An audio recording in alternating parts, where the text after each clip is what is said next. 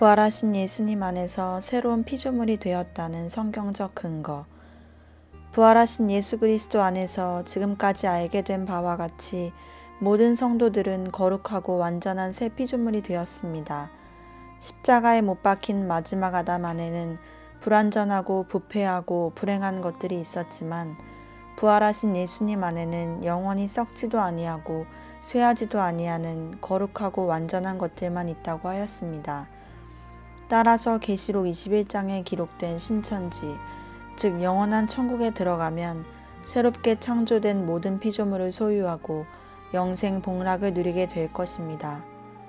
그런데 천국에 들어갈 모든 성도들 중에서 교회 시대에 이긴 자들은 이 땅에 사는 동안 하나님의 생명과 성품을 체험적으로 맛보는 큰 축복을 누리게 되는 것입니다. 이제부터 이러한 진리를 성경 구절을 통하여 확인해 보도록 하겠습니다. 에베소서 2장 1절로 10절을 살펴보도록 하지요. 2장 1절을 보면 허물과 죄로 죽었던 너희를 살리셨도다고 하셨는데 이 말씀은 원죄와 자범죄로 말미암아 죽을 수밖에 없던 우리의 옛사람이 예수님의 십자가로 말미암아 완전히 죽었고 부활하신 예수님 안에서 의롭고 거룩하고 선한 피조물로 다시 살게 되었다는 것입니다. 그리고 2장 2절에는 그때의 너희가 그 가운데서 행하여 이 세상 풍속을 쫓고 공중의 권세 잡은 자를 따랐으니 곧 지금 불순종의 아들들 가운데서 역사하는 영이라고 하였습니다. 2장 3절로 5절을 보면 전에는 우리도 다 그 가운데서 우리 욕심을 따라 지내며 육체와 마음을 원하는 것을 하여 다른 이들과 같이 본질상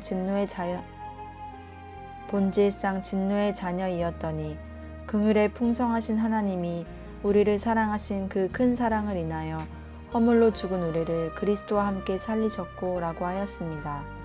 이 말씀 중에 우리를 그리스도와 함께 살리셨고 라고 한 것은 예수님과 함께 죽었다가 예수님과 함께 부활되었다는 사실과 같이 하나님의 섭리에 따라 언제나 우리는 예수님과 떨어질 수 없는 관계가 되었다는 것입니다. 대부분의 성도들은 십자가와 부활에 대하여 예수님과 함께 죽었다가 다시 부활했다는 사실이 때려야 뗄 수 없는 관계라는 사실을 모르고 있습니다. 그러나 하나님께서는 예수님 안에 모든 사람들을 비롯한 모든 피조물들을 담으셔서 죽게도 하시고 부활하게도 하신 것입니다. 그러므로 성도들이 예수님과 함께 십자가에 이미 죽었다는 사실을 모르고 자기 혼자 죽으려고 애쓴다는 것은 대단히 큰 모순이 되는 것입니다. 또한 속죄론을 통해서 알 수 있는 바와 같이 예수님께서 번제를 드린 것에 모든 성도들의 옛사람을 대신하여 죽으셨다는 진리가 담겨 있는 것입니다. 너희가 은혜로 구원을 얻은 것이라고 하신 말씀은 성도들의 옛사람이 죽었다는 것까지도 은혜로 받게 된다는 것을 알려주신 것입니다. 워치만니 성자께서 경험한 바와 같이 우리가 아무리 애를 써도 죽어지지 않기 때문에 그 죽음조차도 십자가의 은혜로 받게 하려는 것입니다. 영적 할례 은총에 대한 지식은 이러한 진리를 쉽게 깨달을 수 있도록 도와주는 것입니다. 또한 2장 6절을 보면 함께 일으키사 그리스도 예수 안에서 함께 하늘에 앉히시니라고 하였습니다.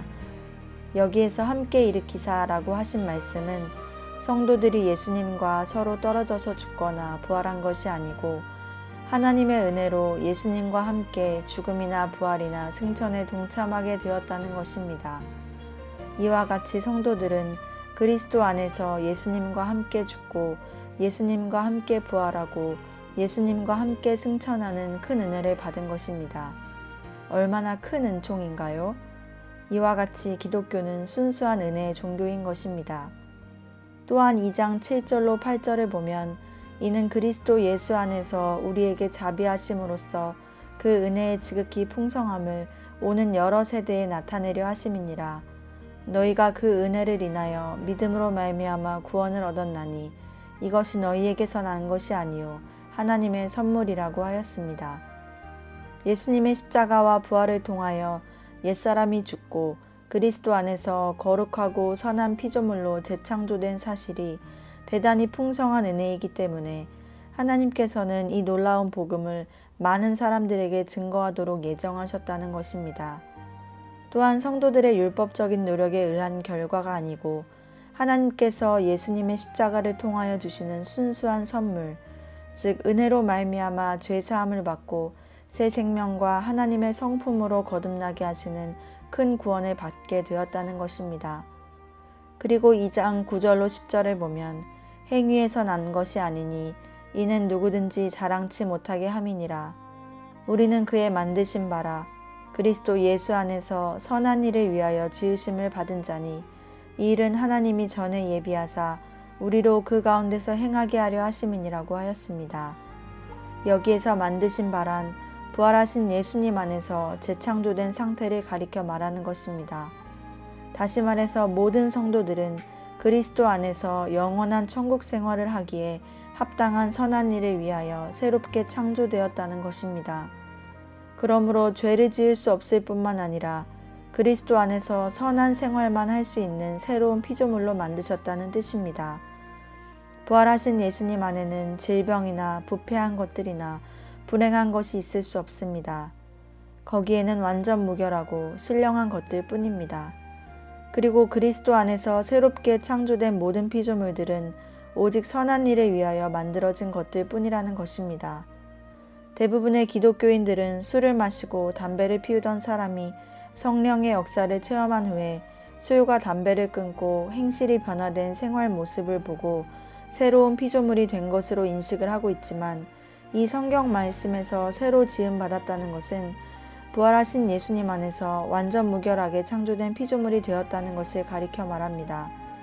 이와 같이 성도들은 부활하신 예수님 안에서 영광스럽고 거룩하게 재창조된 자신을 알게 되어야만 비로소 십자가의 도를 정확하게 깨달았다고 할 수 있는 것입니다. 골로새서 3장을 살펴보면서 십자가의 도에 대하여 좀 더 보충 설명을 하도록 합니다.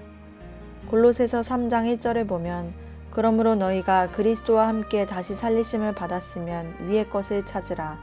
거기는 그리스도께서 하나님 우편에 앉아 계시느니라고 하였는데 여기에서 예수님과 함께 살리심을 받을 것은 예수님께서 모든 성도들의 옛사람을 짊어지시고 마지막 아담으로서 십자가에 못 박혀 죽으셨다가 부활하신 때 이루어진 것입니다. 그러므로 성도들이 다시 살리심을 받았다는 진리를 해석하려면 예수님의 부활 사건을 외면하면서 생각할 수는 없는 것입니다. 또한 하나님의 재창조적인 목적에 따라 예수님께서 부활하셨고 40일 만에 승천하시어 하나님의 보좌 우편에 계심으로써 모든 성도들의 필요를 풍성하게 충족시켜주는 축복이 보장되게 된 것입니다. 그러므로 위의 것을 찾으라는 말씀이 주어진 것입니다. 자세히 말하자면 하나님의 보좌 우편에 앉아 계신 예수님 안에는 모든 성도들이 영원한 천국에서 영생할 때 필요로 하는 새 성품과 새 생명, 그리고 새 하늘과 새 땅과 만물 등을 비롯하여 풍성한 은혜와 진리가 있으며 성도들이 이 세상에서 사는 동안에도 영성 생활을 하는 데 필요로 하는 신령한 복이 풍성하기 때문에 위의 것을 찾으라고 하신 것입니다. 또한 3장 2절을 보면 위의 것을 생각하고 땅의 것을 생각하지 말라고 하셨는데 이 말씀도 성도들은 언제나 천국 보좌에 계시며 천상천하를 주관하시는 예수님을 바라보면서 공급해 주시는 은혜와 진리를 힘입어 생활해야 한다는 것이지요. 로마서 8장 6절로 7절을 보면 육신의 생각은 사망이요 영의 생각은 생명과 평안이니라. 육신의 생각은 하나님과 원수가 되나니 이는 하나님의 법에 굴복치 아니할 뿐 아니라 할 수도 없음이라고 하였습니다. 이와 같이 위의 것을 생각하라는 것은 영의 생각을 하라는 말씀이고 땅의 것을 생각지 말라는 것은 육신의 생각을 하지 말라는 뜻입니다. 그리고 3장 3절에 보면 이는 너희가 죽었고 너희 생명이 그리스도와 함께 하나님 안에 감추었음이니라고 하셨는데 여기에서 너희가 죽었다는 것은 육신에 속한 옛사람이 마지막 아담 안에서 죽었다는 것을 의미합니다. 그리고 너희 생명이 그리스도와 함께 하나님 안에 감추었다는 것은 부활하신 예수님 안에 재창조되어 있는 새로운 생명, 즉 하나님의 생명이 확보되어 있으므로 위의 것을 생각하며 위의 것을 찾는 성도들은 새 생명을 비롯하여 필요로 하는 은혜와 진리를 보좌 우편에 계신 예수님으로부터 공급받을 수 있다는 것입니다. 또한 감추었다는 말씀에 대하여 잘못 해석을 하면 마치 하나님께서 어떤 것을 깊이 감추어 놓고 전혀 내주지 않으실 것처럼 생각하기 쉽습니다. 그러나 이 말씀은 육체를 가지고 땅에 살고 있는 사람으로서 하나님의 생명이 눈에 보이거나 손에 잡히지 않는 것이기 때문에 마치 감추어져 있는 것처럼 표현하신 것입니다. 그렇지만 이 그리스도 안에 있는 하나님의 생명은 성도들이 광야 연단을 마치고 가나안 땅에 들어가게 되면 눈에 안 보이고 손에 안 잡힐지라도 영과 육체 가운데 내주하심으로 확실히 체험적으로 알게 됩니다. 그러므로 광야를 통과하는 성도는 그리스도 안에 감추어진 생명에 대하여 지식과 믿음으로만 알고 있는 것입니다. 이러한 성도들은 하나님의 밝은 빛 가운데서 철저하게 생활을 함으로써 마음과 행실이 정결해지고 영적 할례를 받게 되면 하나님의 생명이 영 속에 내주하심으로써 감추어졌던 것을 확실히 체험하게 되는 것입니다. 십자가의 주관적 역사. 이와 같이 성도들은 광야 연단 과정을 통과하는 동안 마지막 아담 안에 있는 죽음의 은총을 순간순간 공급받음으로써 옛사람은 점점 깨어지고 마음과 행실은 점진적으로 성화되어 가는 것입니다. 그래서 워츠만리 성자도 광야를 통과하는 동안 십자가의 주관적인 역사를 통해 자아가 깨어진다고 설명을 한 것입니다. 다시 말해서 성령님이 역사하심으로써 십자가에 못 박히신 마지막 아담 안에 있는 죽음의 은총이 성도들에게 주관적인 경험으로 나타나게 하신다는 것입니다. 그러므로 성도들은 언제나 동행하여 주시는 성령의 인도하심에 열심히 순종하며 자아를 깨뜨리고자 하시는 하나님의 뜻을 따라 회개하는 생활을 계속하게 되면 예수님의 생명을 담을 수 있는 정결한 그릇이 되는 것입니다.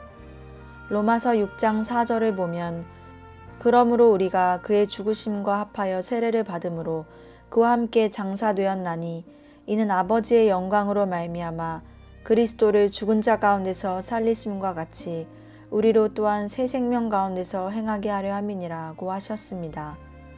이와 같이 하나님께서는 모든 성도들로 하여금 새 생명으로 거듭나게 되어 영생 복락을 누리게 하시려고 마음과 행실을 정결하게 하는 광야 연단 과정을 허락하신 것입니다.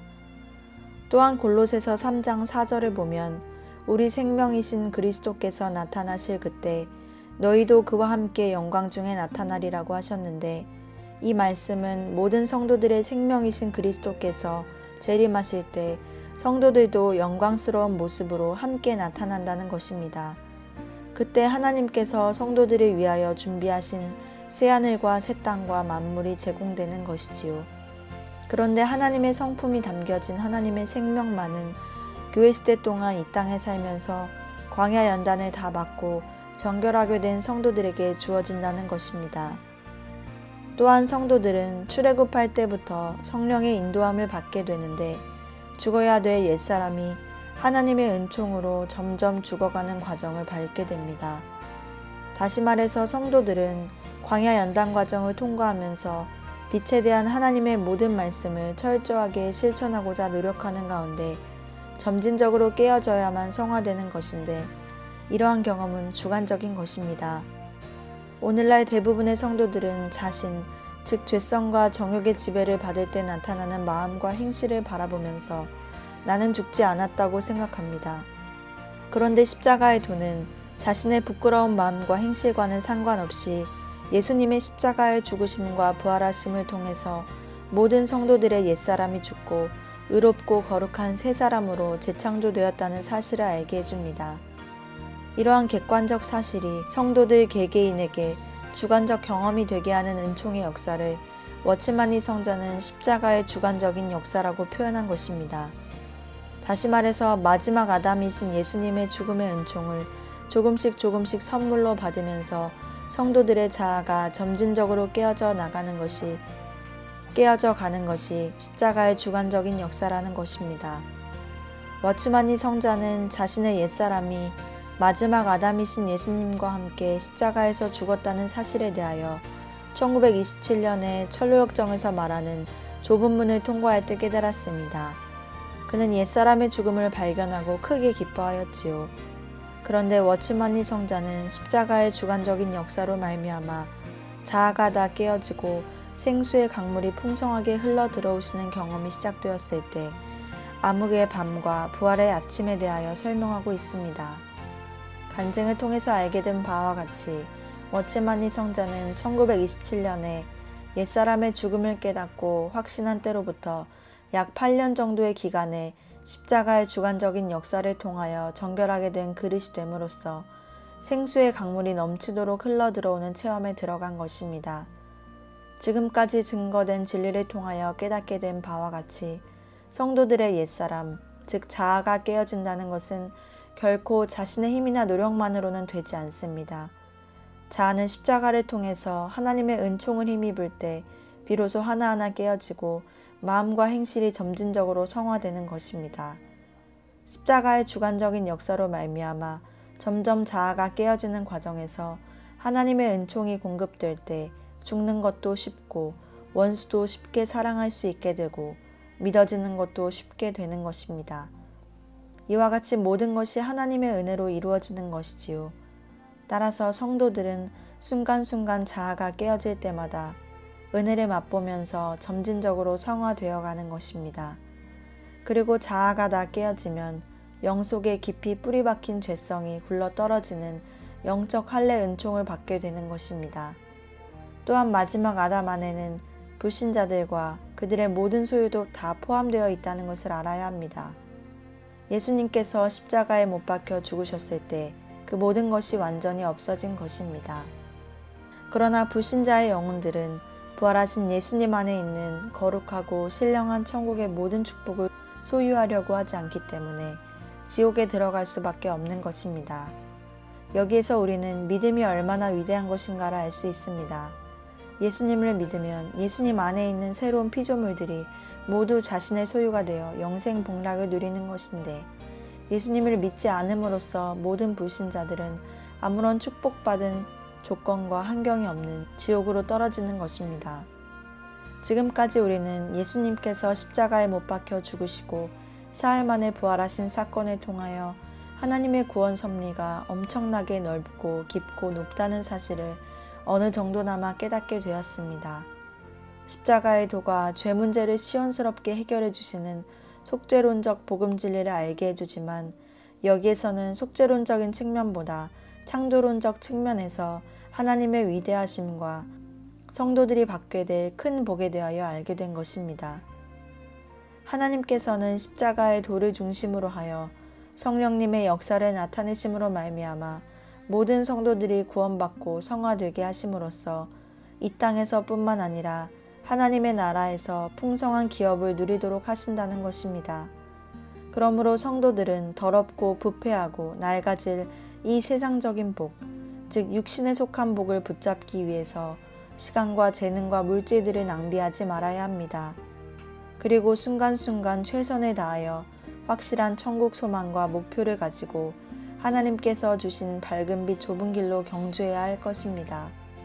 또한 성도들은 마귀와 세상이 유혹하고 방해할지라도 감당할 수 없는 시험은 피할 길을 주시면서 인도해 주시는 하나님을 꼭 붙잡고 정진할 때 부활하신 예수님 안에서 영생을 누리는 목표에 도달하게 될 것입니다.